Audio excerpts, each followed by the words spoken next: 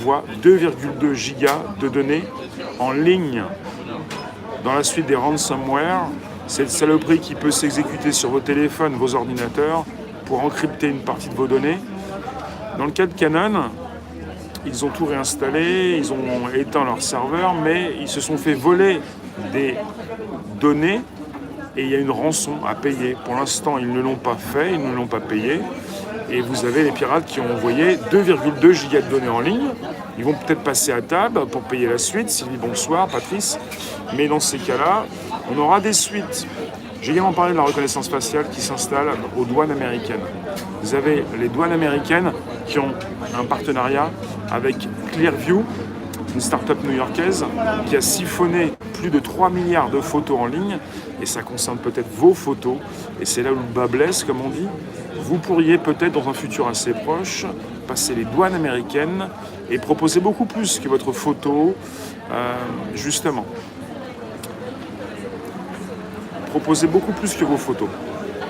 Parce que chez Clearview, ils en connaissent un rayon, ils ont vos photos et peut-être beaucoup plus tout ce que vous avez positionné sur vos réseaux sociaux depuis un certain temps. J'ai titré également, plus de 3 milliards de personnes jouent aux jeux vidéo.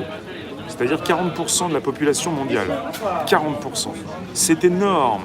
Et je vais vous le parler de tout ça parce que nous nous servons d'outils propulsés par ces personnes qui vont s'exercer avec ces jeux vidéo. On parle de gamers.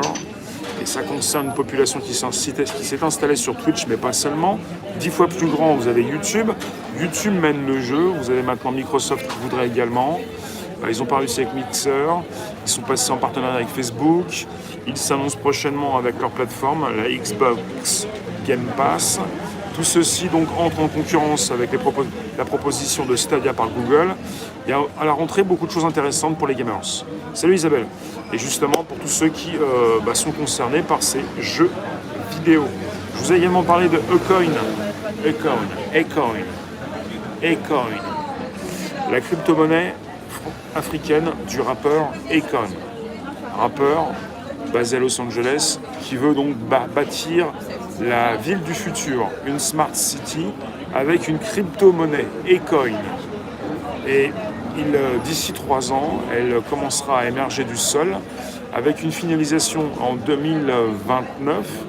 Et pour y attirer des investisseurs, c'est déjà fait, 6 milliards de dollars, mais également des entreprises qui pourront travailler dans cette ville avec une monnaie locale, Acoin. Tu penses, Zileb, il pompe sur le projet Neom?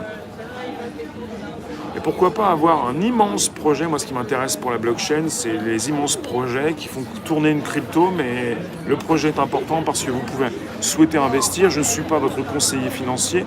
Ce qui m'intéresse, ce sont les projets et la blockchain. On est de plus en plus sur une planète virtuelle. Peut-être. J'ai également titré Stop Covid. Oui, l'application qui a fait flop. 2,3 millions de téléchargements pour 72 notifications. Avec ce côté où pour l'hébergement, la maintenance, ça coûte 300 000 € par mois, soit à peu près 10 000 € par jour, entre 200 et 300 000 € par mois. Maintenance, hébergement, sécurisation, pour une application qui a envoyé 72 notifs, c'est quand même léger, quoi. On est sur le gros flop industriel, quelque chose qui fait gagner de l'argent. Ça profite, BFA, Cheval, ça profite à tous ceux qui se sont mis à se regrouper autour d'un projet et qui récupèrent cet argent, justement. Vous avez